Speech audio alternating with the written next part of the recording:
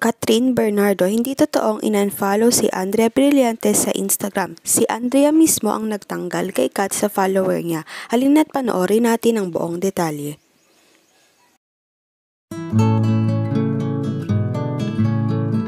Catherine Bernardo, hindi totoong in-unfollow siya ni Andrea dahil makikita sa social blade na wala naman siyang ina-unfollow noong pumutok ang balita na may sekretong relasyon si Daniel Padilla at Andrea Brillantes. Sa buong November, makikita na walang in-unfollow si Kat. Samantalang si Andrea ay nag-unfollow ng isa noong November 18 at kumpirmado nga ito dahil walaan na sa following list ni Blight si Catherine. Nababalita rin nga na hiwalay na ang Katniel, ngunit wala pang pruweba kung totoo ba o hindi.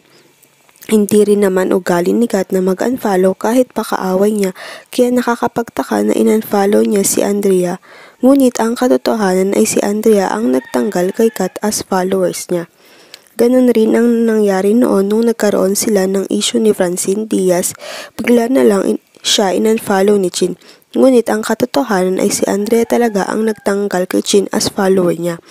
Nagsalita na nga si Carla Estrada na walang katotohanan ang sinabi ni Christy Permin na sinabi daw ni Carla sa isa niyang kaibigan na totoong hiwalay na ang Katniel.